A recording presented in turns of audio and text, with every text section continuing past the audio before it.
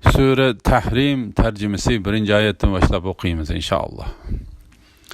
Euzubillahimineşşeytanirracim. Nihayeti şefkatlik ve mehriban Allah'ın ismi bilen başlayayım. Ey Peygamber! Nim üçün Allah sana halal kıygan nesini ayallarının rızalıkını, ayallarının razılıkını tileşüsüden aram kılsan, Allah nihayeti mağfiret kılıcıdır, nihayeti mehribandır. Allah sizlarga kafaret bilen qasminglardan chiqishni belgiladi. Allah sizlarning eganglardir. Allah har narsani bilguchidir, hikmat bilan ish qilguchidir. Öz vaqtida payg'ambar ayollaridan biriga, ya'ni Hafsaga bir so'zni yo'shirin aytgan edi. U, ya'ni Hafsa uni Aishaga aytib qo'ygan.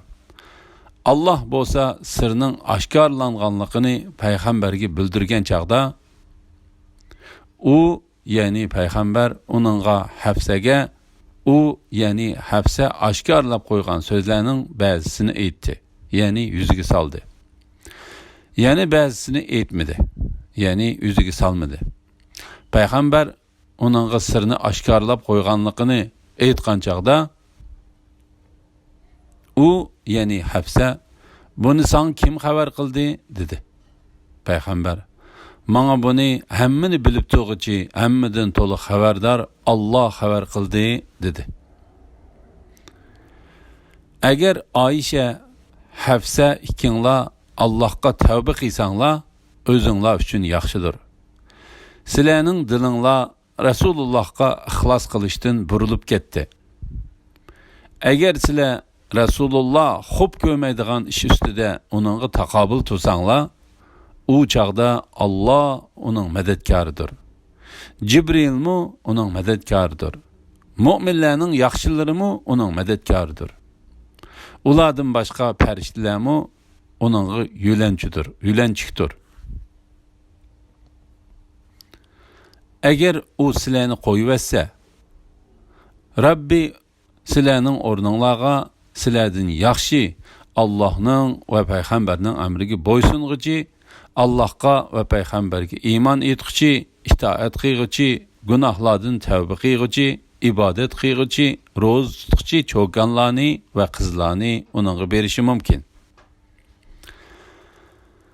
Ey mu'minlar, o'zinglarni va bola chaqanglarni inson va toshlar yiqilg'i bo'ladigan, rahim qilmaydigan qattiq qo'l farishtalar muakkal bo'lgan davzaxdan saqlanglar.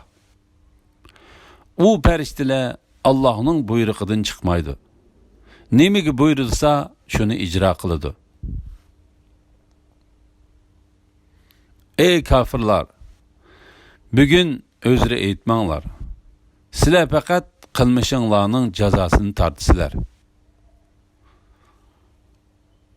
Ey mu'minlar, Allohga samimiy tavba qilinglar.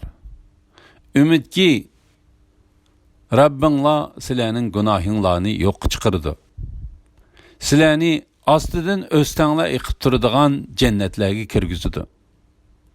U kunda, ya'ni qiyomat kunida Allah payg'ambarni va uning bilan birga bo'lgan mu'minlarni rasvo qilmaydi.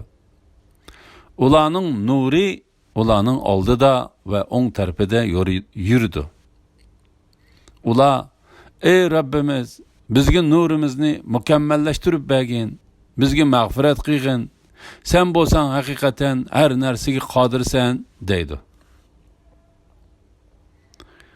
Ey payg'ambar, sen kuffar va munofiqlar bilan kurash qilgin. Ularga qattiq muomala qilgin. Ularning joyi jahannamdir. Jahannam nima degan yomon joy?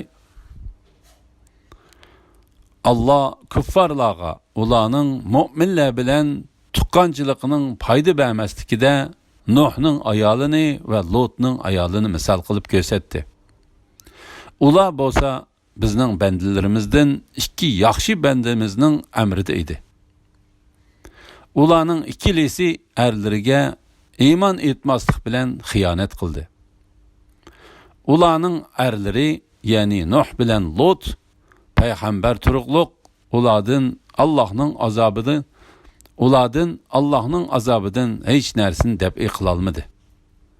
U ikkisiga davzaxga kirguchilar bilan birga kiringlar deyildi.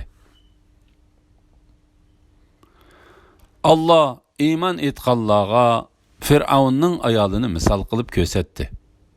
O'z vaqtida u: "Ey Rabbim, dergahingda manga jannatda bir uy bino qilgin.